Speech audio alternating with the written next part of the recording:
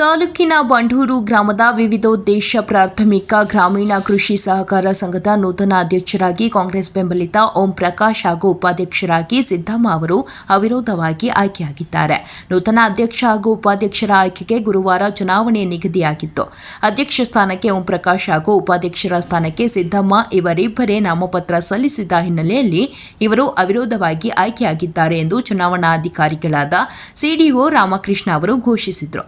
ಫಲಿತಾಂಶ ಘೋಷಣೆಯಾಗುತ್ತಿದ್ದಂತೆ ನೂತನ ಅಧ್ಯಕ್ಷ ಉಪಾಧ್ಯಕ್ಷರನ್ನ ಜಿಲ್ಲಾ ಗ್ಯಾರಂಟಿ ಅನುಷ್ಠಾನ ಸಮಿತಿ ಅಧ್ಯಕ್ಷರಾದ ಚಿಕ್ಕಲಿಂಗಯ್ಯ ಹಾಗೂ ಮುಖಂಡರು ಹಾರ ತುರಾಯಿಗಳೊಂದಿಗೆ ಅಭಿನಂದಿಸಿದರು.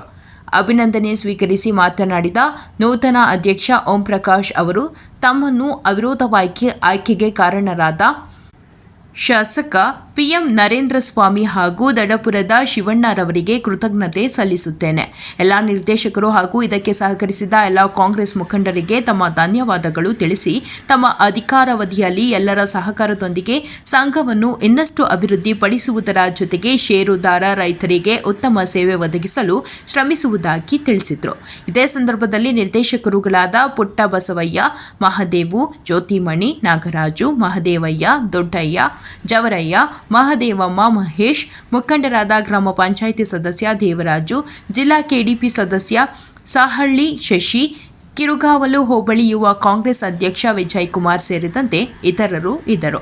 ವರದಿ ಗಿರೀಶ್, ಪ್ರಜಾಪವರ್ ಟಿವಿ, ಮಂಡ್ಯ.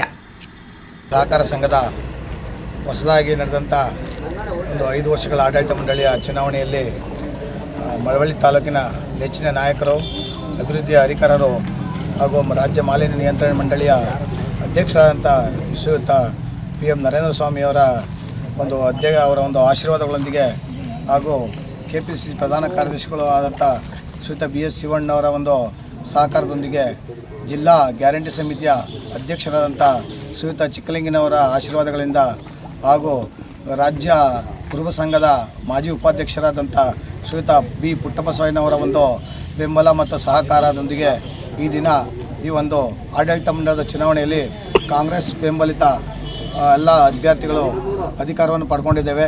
ಹಾಗೂ ಇವರೆಲ್ಲರ ಸಹಕಾರ ನನಗೆ ಇವತ್ತು ಕೊಟ್ಟು ನನ್ನನ್ನು ಅಧ್ಯಕ್ಷರಾಗಿ ಆಯ್ಕೆ ಮಾಡಿದ್ದಾರೆ, ಅವಿರೋಧವಾಗಿ ಆಯ್ಕೆ ಮಾಡಿರ್ತಾರೆ.